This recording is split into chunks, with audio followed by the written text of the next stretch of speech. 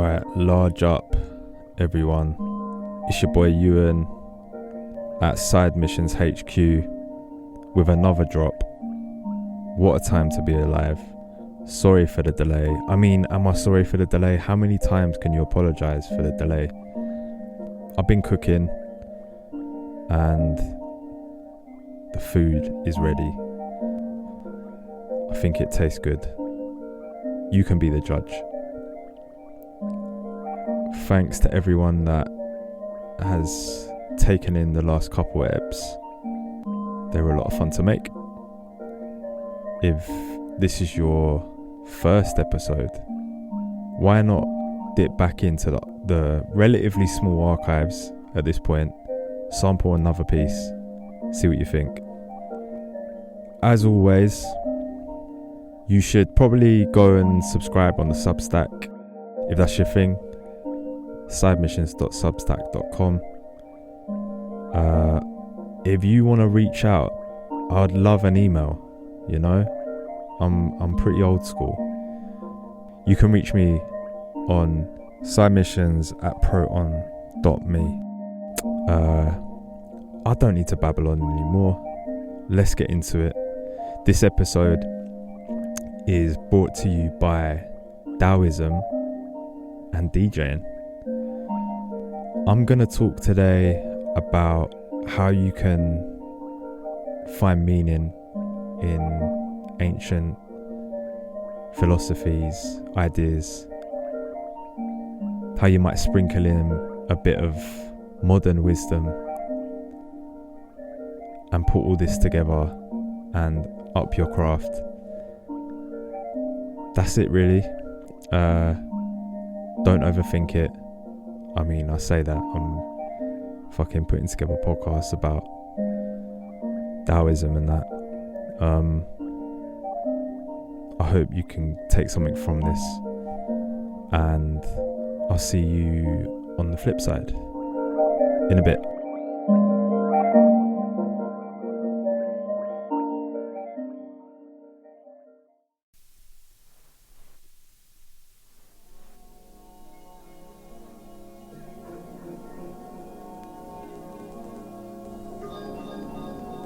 Can you keep your soul in its body, hold fast to the one, and so learn to be whole?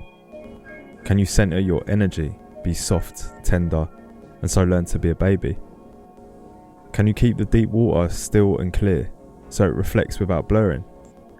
Can you love people and run things, and do so by not doing? Opening, closing the gate of heaven, can you be like a bird with her nestlings, piercing bright through the cosmos? Can you know by not knowing? To give birth, to nourish, to bear and not to own, to act and not lay claim, to lead and not to rule. This is mysterious power. Techniques.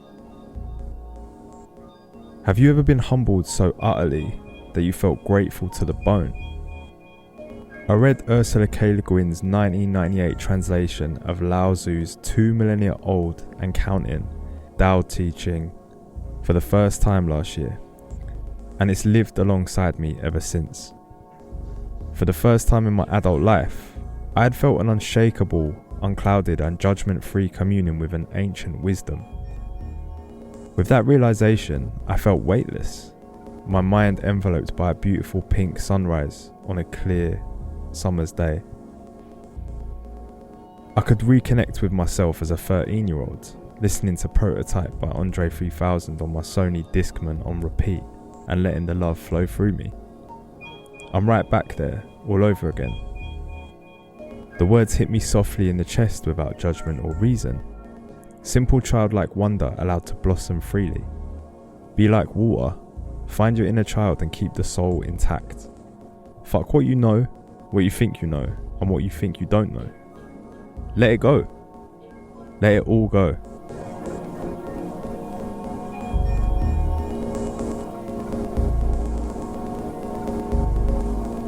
Roughly translated as the Book of the Way, reading the millennia-old Tao Te Ching all these years later is an exercise in what the kids are calling ego death and the highest self-awareness.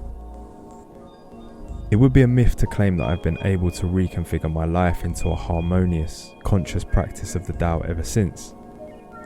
I've taken the first step on a journey of 1,000 miles that begins beneath my feet, as Lao Tzu put it.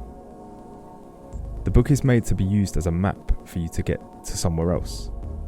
It is for you to walk the way and to live in the world with grace. In this spirit, I've spent time reconsidering a few of the things I do through a lens of conscious Taoist thought.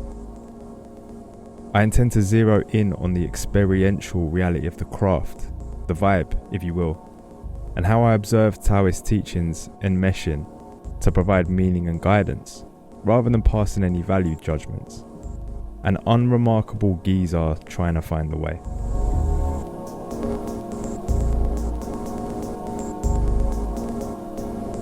First in these gentlest of crosshairs is DJing. As a quick and dirty primer, the long and short of DJing is sequencing records one after another, records dancing together in a fashion that conjures up more than the sum of the parts when done well.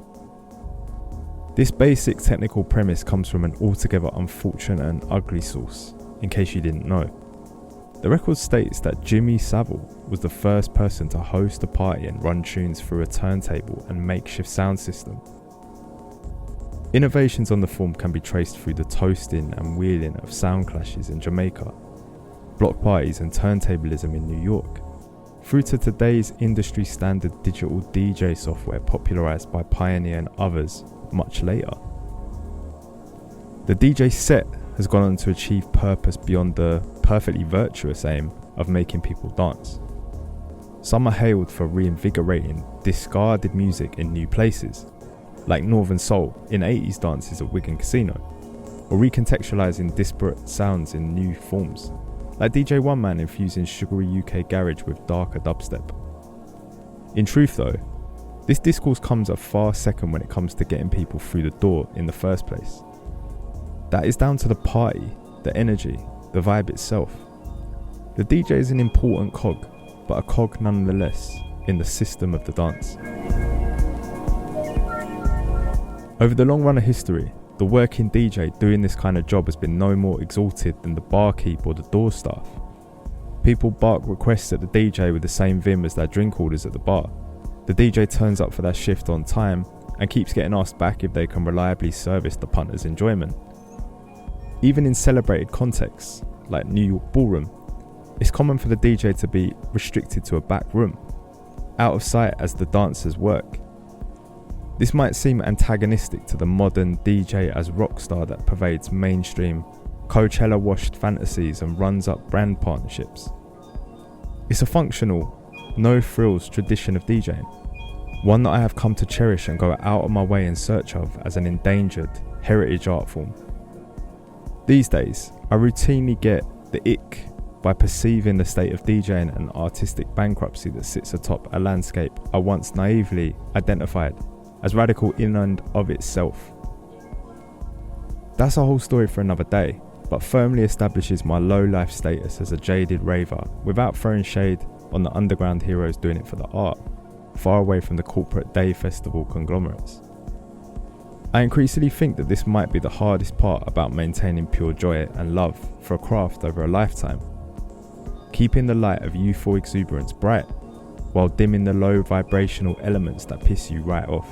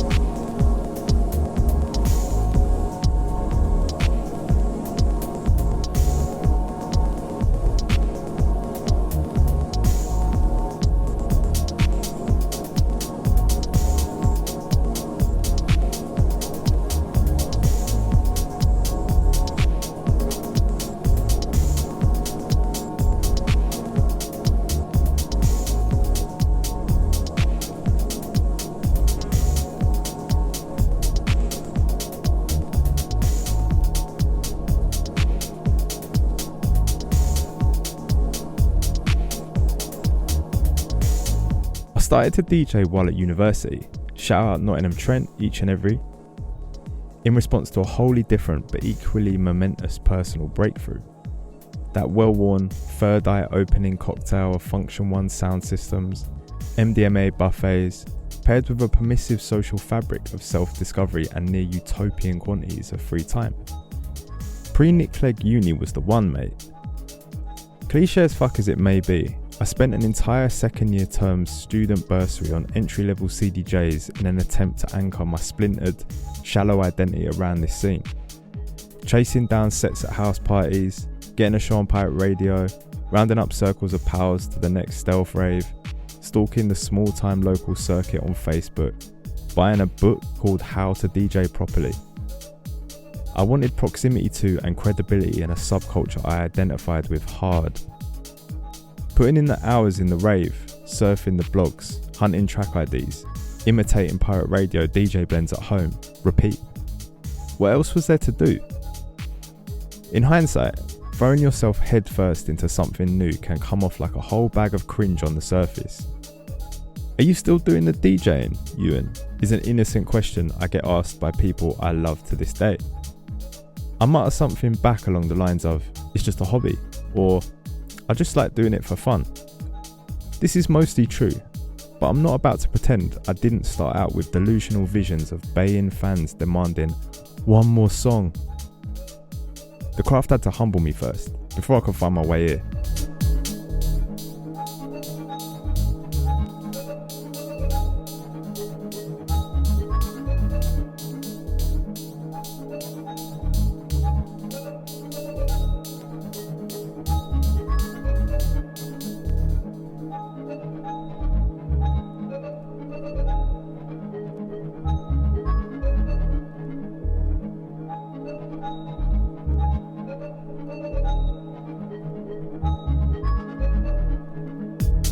Early along this journey, I encountered a loosely defined scene made up of labels that were incomprehensibly releasing fringe music on vinyl.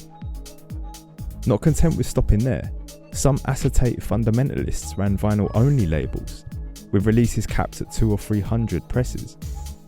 Sure, I could try my luck on Russian torrent sites, RIP Funky Souls, waiting for one of this lot to upload a rip. But I was so scene-peeled by now that I started picking up these strange artifacts on assorted side quests to rave outposts of Berlin, Manchester and co. I quickly cottoned on that I might have to go and get a record player to listen to them. Off I went on a Gumtree hunt in search of something called turntables. Side note, I love the second-hand, circular economy of DJ gear. It's a hodgepodge of 40-something suburban ex-ravers with kids and a mortgage, 20-something serial renters sick of carting around decks gathering dust for a handful of flat back-to-backs with mates.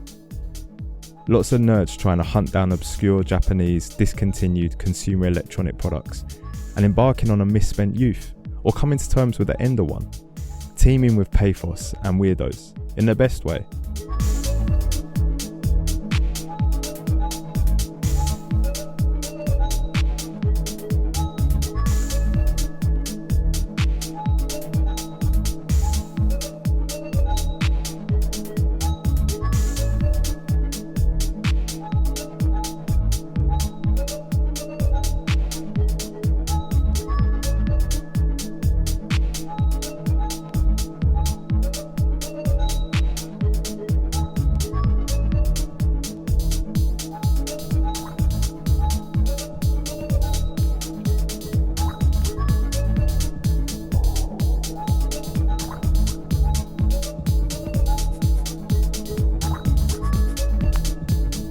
The way's brightness looks like darkness.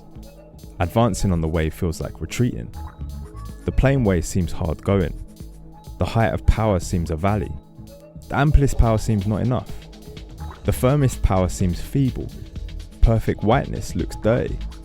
The pure and simple looks chaotic. On and off.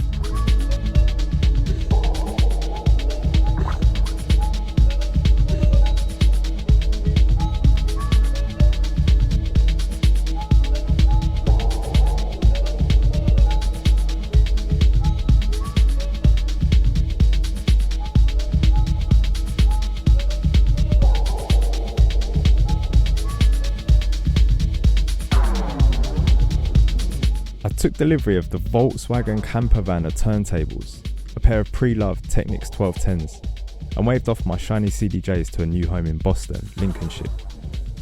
I'd shifted downwards from automatic, assistive technology to zero bells and whistles in the process. In the cacophony of modern life, we are compelled and prodded towards shiny new technology as a virtue. Sticking with the camper van analogy, here I was taking the harder, verging on heretic path from automatic to manual. I can vividly remember fluffing mix after mix, first to my housemates' enjoyment and eventually to their despair through thin, flat walls. My mates coming to a UKG only club night I played at and grimacing as I cleared the dance floor, all at sea with this new, old gear. In the despair of this thankless grinding, it was something I heard Theo Parrish say that drove me to carry on. Now, this is another scary thing. It'd take you better part of 10 years to collect, in my opinion, amount of vinyl that's worthy of being presented to other people. Take you, what, a couple of minutes to download somebody's whole collection. Now the question is it worth the convenience? Maybe. But are you missing out on all of the knowledge that goes into looking for those specific records, specifically? Because you know that so-and-so played on this record, so-and-so played on that record. Are you gonna take the time, get your knuckles dusty, and go meet another crazy, obsessed individual just like yourself? You know, to take that time.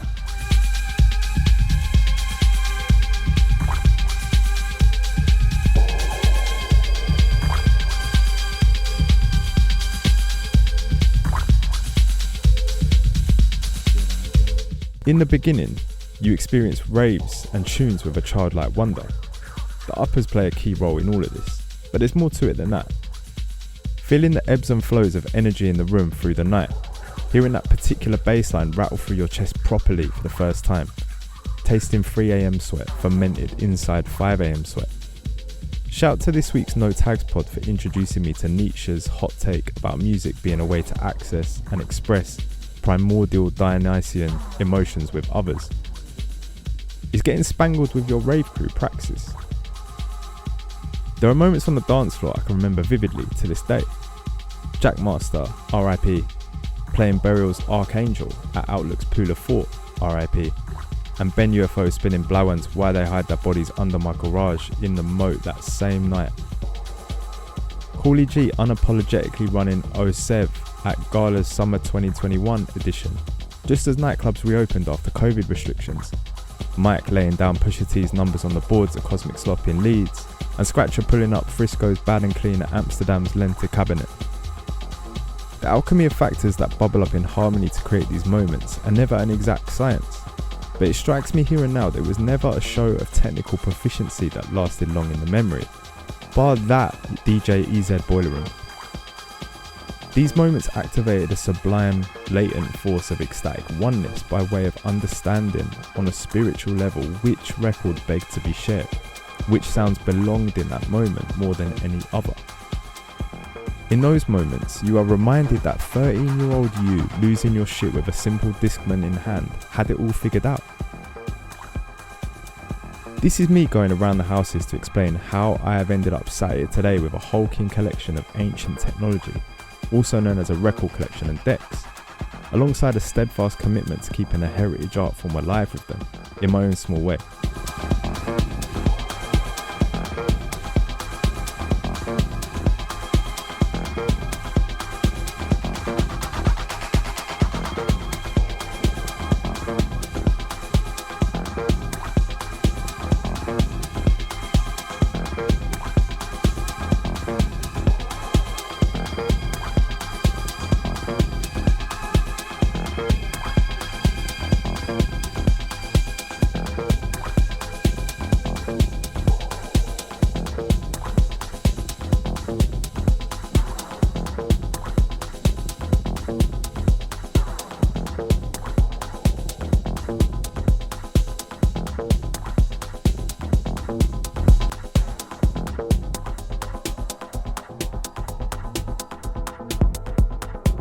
In the intervening years, I've been listening intently to music in third places, record stores and clubs, and quietly assembling hundreds of slabs of acetate that each represent a two-way time capsule that can transport me back to the day I found it and the listener into a discrete sonic world.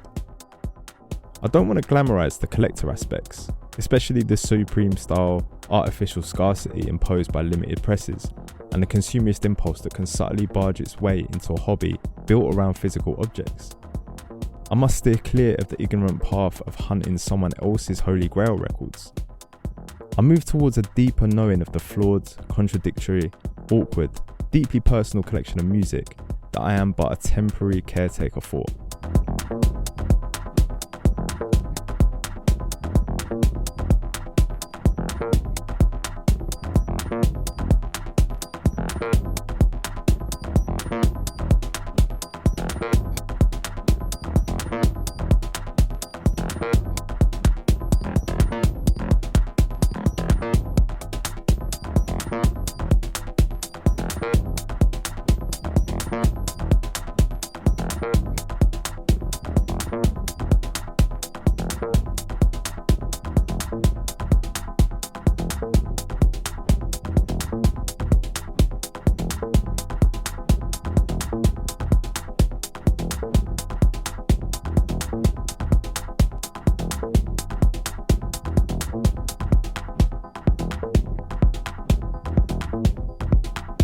For being and non-being arise together.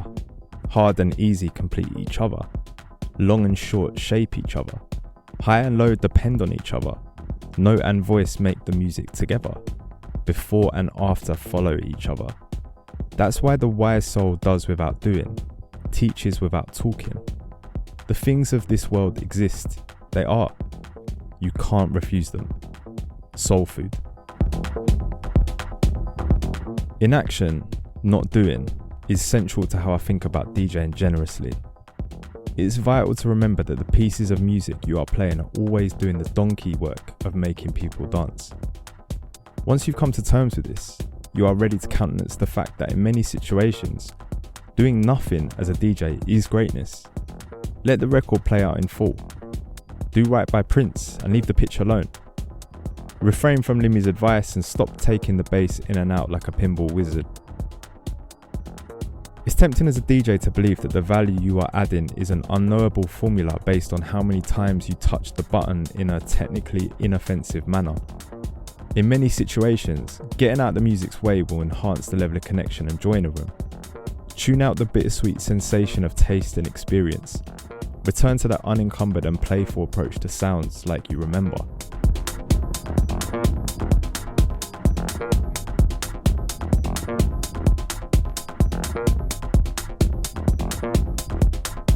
How can one make mixing records flow like water? This feels in opposition to the traditional UK style of mixing records like the world is about to end, with cuts and scratches for days. Someone like Ricardo Villalobos springs to mind, unprompted. A modern fable of minimal techno who doesn't blink at putting out a 30-minute plus track or DJing all night and morning long. He blends pieces of music together like he's gently reuniting long-lost family members. The goal is not to dazzle or showboat, but to gently tie the perfect knot before anyone even notices. On the surface, this could be mistaken as lazy or fundamentally less skilled craftsperson at work, relative to the DJ as rock stars setting off crazy VFX shows while simultaneously pulling off a crescendo of a Michael Bay type beat 3-deck blend. Who is being more generous, thoughtful and caring with that audience and the craft? Which path is like water, nourishing without trying to, and is content with yielding?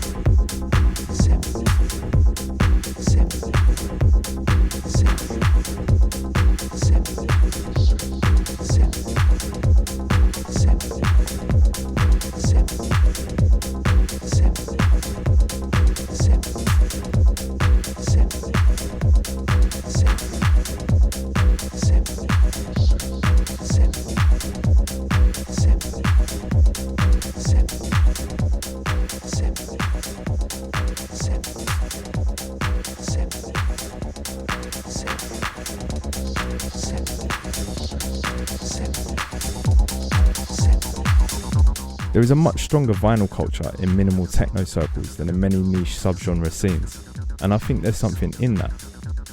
This scene prioritises groove over discomfort, flow over surprise, and patience over action.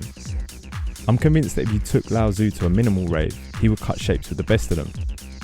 Funnily enough, when I started raving, there was a big minimal techno scene around East London that Essex punters orbited, taking in Fuse all dayers at 93 Feet East on Brick Lane, Saturdays at Fabric, rounded out with an addition of Secret Sundays. To be perfectly honest, at the time this scene largely passed me by. The subtlety and restraint didn't appeal to the teenage me. Today, I happily wake up early on a Sunday morning to go and bathe in a Villalobos set of Fabric on my ones. Some people get into fine wine, for others it's prestige minimal.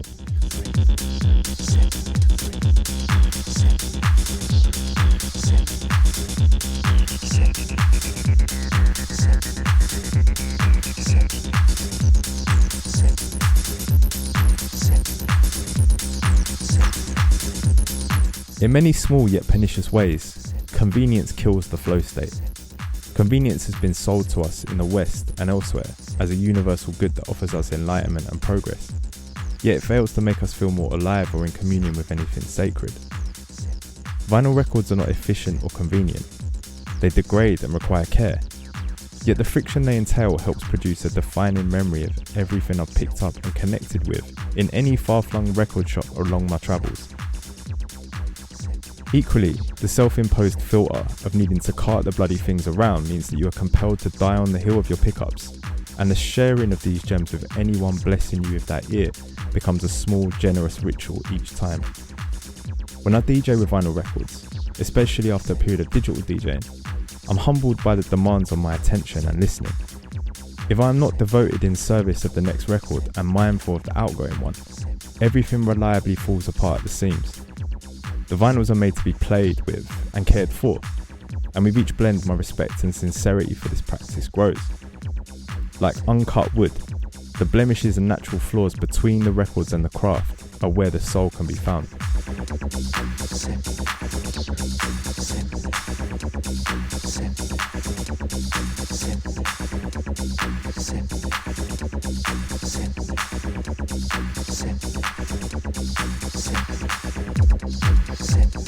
I'm humbled by how much letting go I have to do.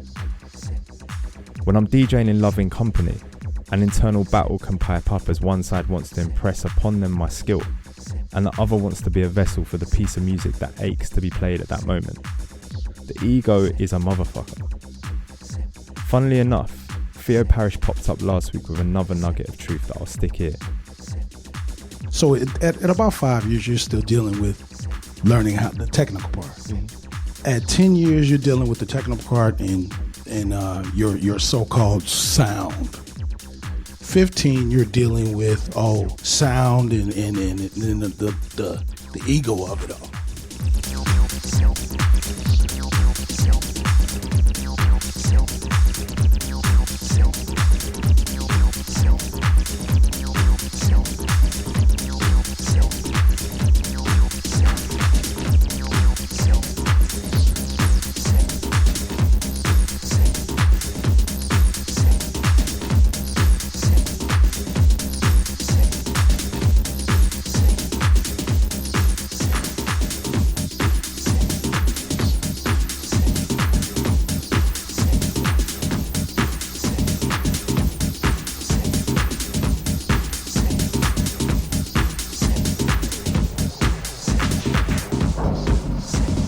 Everybody says my way is great but improbable.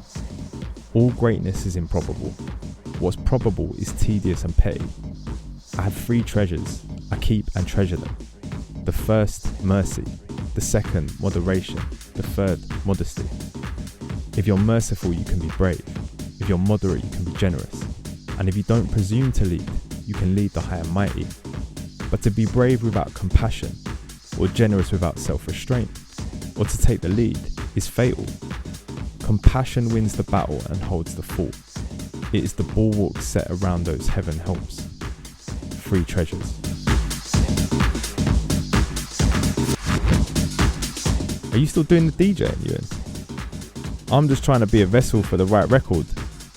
That's what I'll say next time, before getting rightly told to pull my head out my ass.